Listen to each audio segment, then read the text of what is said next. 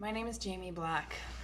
I went to the front lines of the Fairy Creek Blockade yesterday, May 29th, and I feel like I had no idea what I was getting into. And now that I've been there, I feel like I have barely scratched the surface on what I understand about what is happening and why it's happening.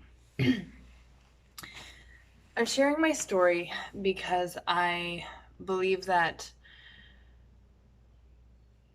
there will be something gained from me sharing my story.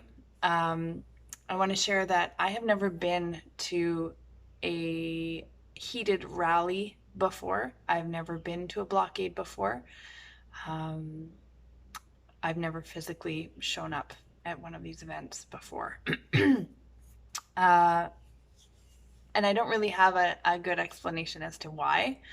Um, I guess maybe a big part of the reasons why I'd never gone before is because I make an assumption that the people that are there, they're figuring it out.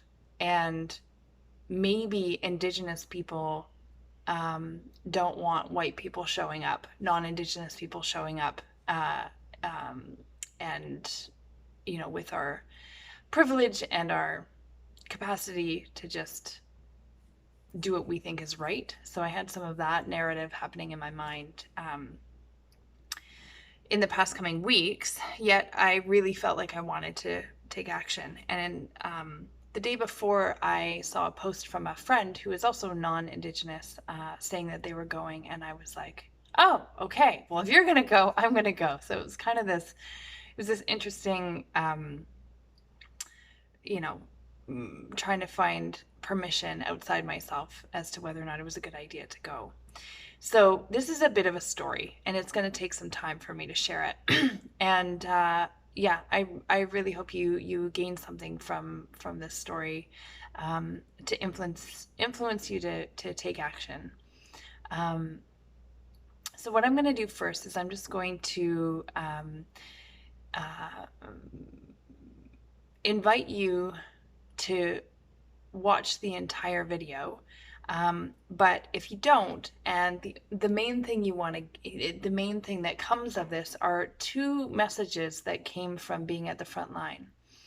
The first message is that this whole blockade is not about stopping logging, because we all use toilet paper, we all use paper, we all, have access and use of wood to build homes, all of these things. So it's not about stopping logging, it's about stopping logging old growth trees. So that's one message. The second message that came from this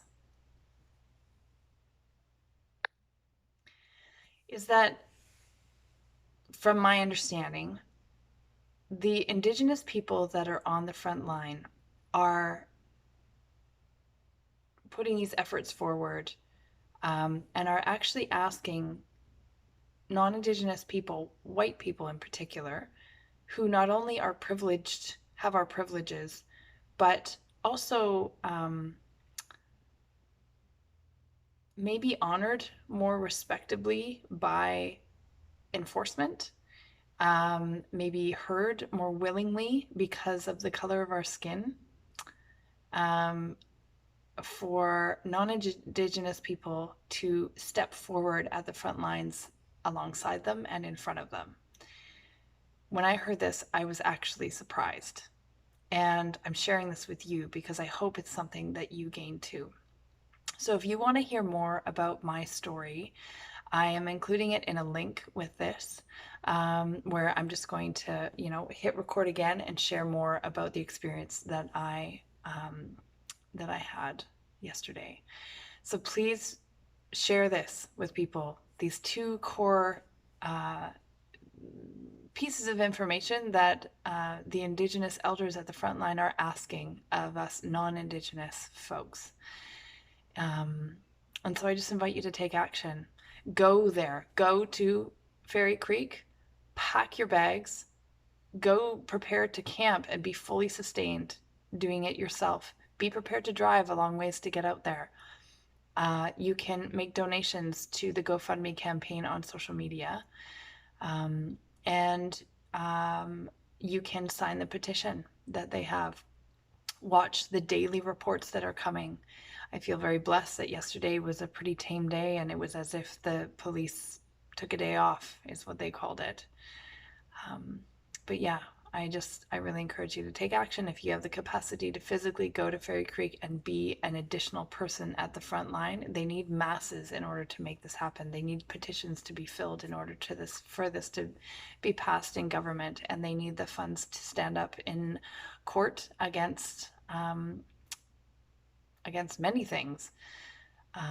So yeah, thanks for watching, and please feel welcome to click on the link I'm going to make available, my full story.